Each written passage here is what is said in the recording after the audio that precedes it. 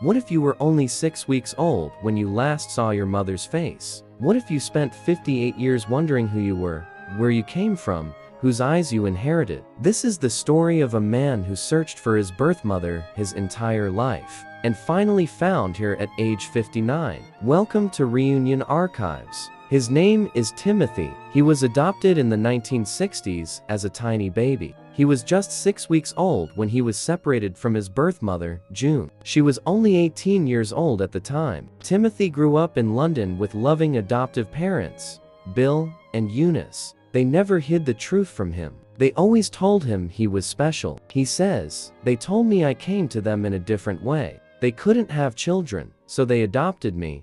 Bill and Eunice gave him a good life, a stable home, all the love he needed." But something always lingered in the back of his mind. He says, "As an adopted child, you always think about your real family. I wondered who I was, why I had certain traits that were different from my adoptive family." For decades, he pushed those thoughts aside. He had a life to live. But then, something changed. Bill passed away in 2018. Eunice passed away in 2020. Suddenly, Timothy felt different about the world. A friend told him something that stuck. When adoptive parents die, people often become curious about their heritage again. "We're all searching for connection," Timothy says. "I think that's what happened to me."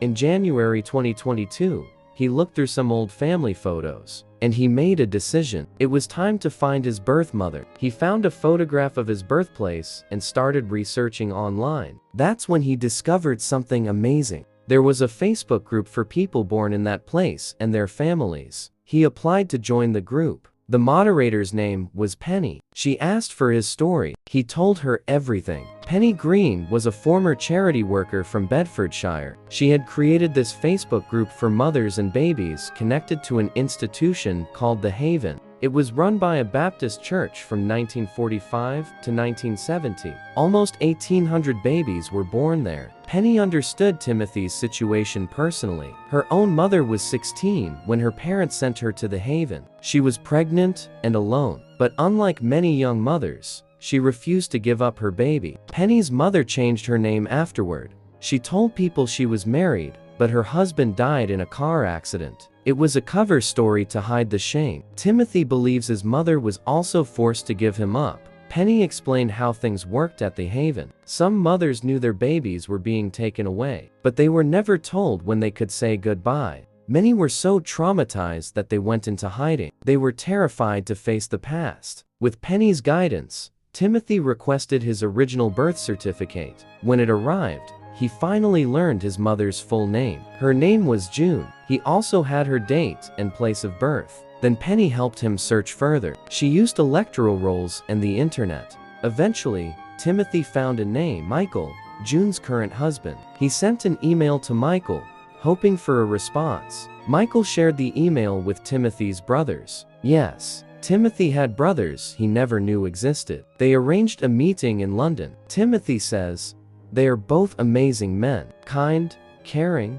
thoughtful. I feel so lucky to meet them at this stage in my life." But the biggest moment was still to come. On September 19, 2022, after 58 years of separation, Timothy finally met his mother. He says, "It was the first time I saw myself in my mother's eyes. It was emotional. We talked about so many things. But what I loved most was just seeing her, talking to her." Since that meeting, Timothy has been piecing together his early life. He learned that June was only 17 when she became pregnant with him. A year earlier, when she was just 16, she had another child. That baby was also given up for adoption and never seen again. June was the youngest of 3 children. She had a sister named Audrey, 10 years older, and a brother named Bill, 8 years older. Both are still alive. Timothy also learned about his father. His name was Hedayat. He was an Iranian Muslim. He and June had a romance. They loved to dance together at night in Oxford. Timothy is now searching for his father and the brother who was given away. It's still early, but he hasn't given up hope.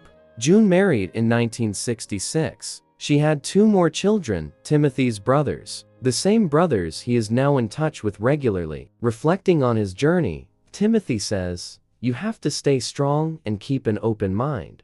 I have siblings now. That's incredible to me. I went to meet my mother, and now look forward to seeing her again. 58 years of wondering, 58 years of questions. And finally, at age 59, a man found his place in the world. If this story touched your heart, please like and subscribe to Reunion Archives for more emotional reunions. And let us know in the comments, what would you say to someone you haven't seen in 58 years? Thank you for watching. We'll see you in the next story.